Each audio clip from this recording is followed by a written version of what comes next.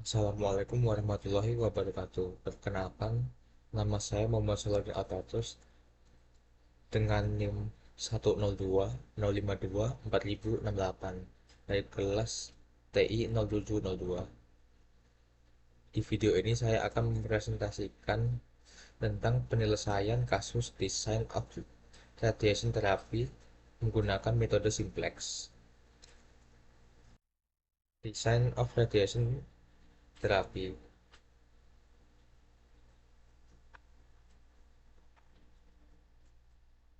Di kasus ini, Mary baru saja didiagnosis menderita kanker pada tahap yang cukup lanjut. Secara spesifik, ia memiliki tumor ganas berkurang di area kandung kemih, disebut juga gallbladder lesion. Mary akan mendapatkan perawatan medis paling canggih yang tersedia untuk memberinya kesempatan terbaik untuk bertahan hidup. Perawatan ini mencakup terapi radiasi intensif. Terapi radiasi melibatkan penggunaan mesin pemancar sinar eksternal yang menembak radiasi pengion melalui tubuh pasien, yang dapat merusak jaringan kanker maupun jaringan kesehatan. Setiap pancaran sinar memberikan dosis radiasi lebih tinggi pada jaringan di dekat titik masuk dibandingkan titik keluarnya. Penyebaran radiasi juga dapat menyebabkan sebagian radiasi mengenai jaringan di luar jalur langsung pancaran sinar, karena sel-sel tumor biasanya tersebar sebagai mikroskopis di antara sel-sel sehat.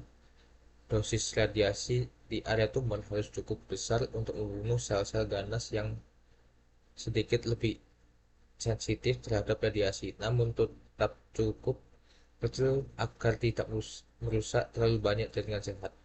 Tujuan dari perancangan ini adalah untuk memilih kombinasi sinar radiasi yang akan digunakan serta menentukan intensitas masing-masing sinar agar menghasilkan distribusi dosis radiasi sebaik mungkin.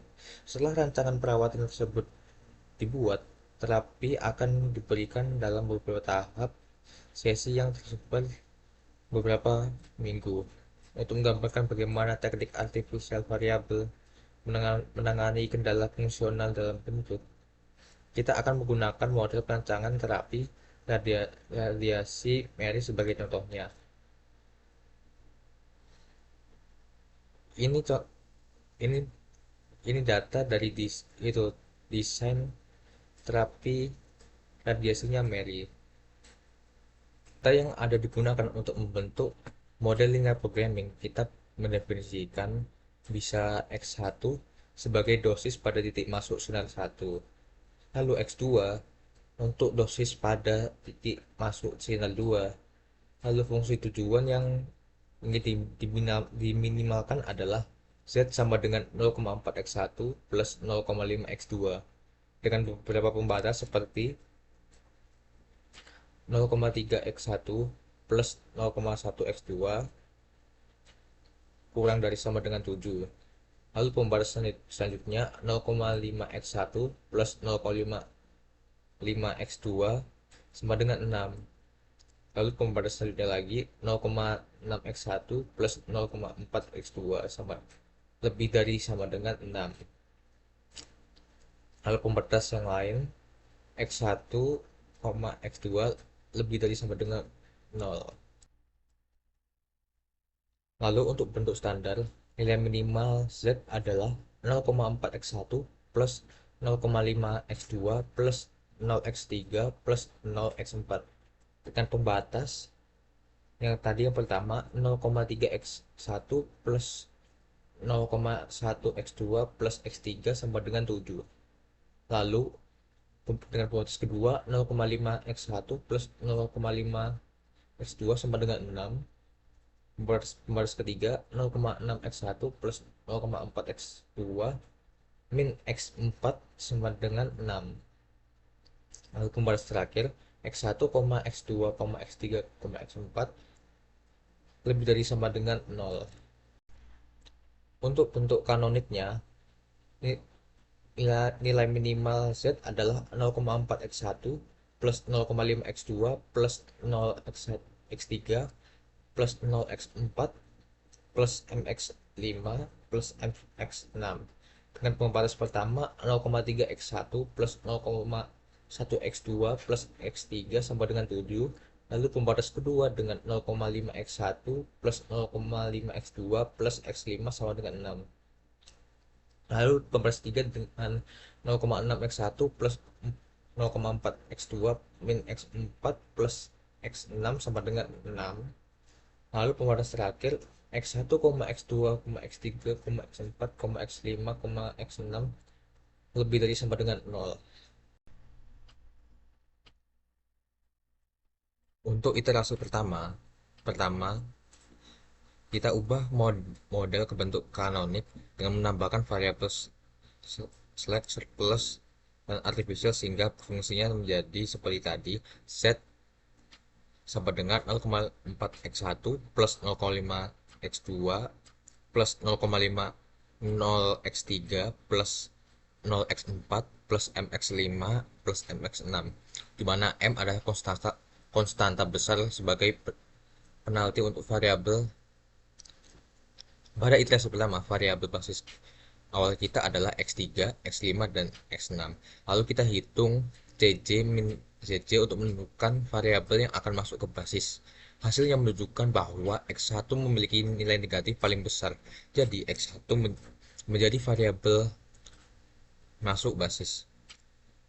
Kemudian kita cari rasio minimum untuk menentukan variabel yang keluar dari basis. Dari perhitungan variabel yang keluar adalah x6. Jadi pada akhir iterasi pertama, x1 masuk dan x6 keluar dari basis. Lalu untuk iterasi kedua, kita update tabel simplex dengan variabel basis baru tadi. Kita hitung lagi nilai zj dan cj min zj. Hasilnya menunjukkan bahwa cj min zj yang masih negatif ada variabel x2. Artinya di mana x2 menjadi kandidat untuk masuk ke basis. Setelah kita melakukan perhitungan rasio minimum lagi, ternyata tidak ada nilai yang lebih baik daripada kondisi sekarang. Jadi x2 tidak masuk ke basis. Artinya kondisi sudah mau mendekati optimal. Lalu untuk iterasi ketiga yang terakhir ini, semua nilai cj min zj lebih dari sama dengan 0, yang berarti solusi sudah optimal. Nilai variabel yang diperoleh adalah x1 sama dengan 12, x2 sama dengan 0, dan z sama dengan 4,8. Artinya dosis optimal diberikan sepenuhnya oleh BIM 1 sebesar 12 kilorad, sedangkan BIM 2 tidak digunakan sama sekali. Total dosis yang diserap jaringan sehat adalah 4,8 kilorad. Jadi dari proses 3 iterasi ini kita bisa simpulkan bahwa metode simplex membantu menentukan dosis radiasi yang paling aman dan efisien bagi pasien Mary.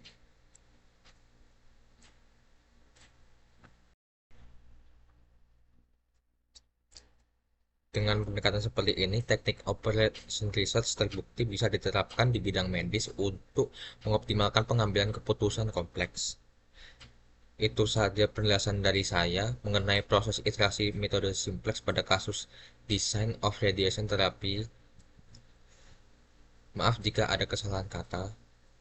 Saya pamit undur diri. Wassalamualaikum warahmatullahi wabarakatuh.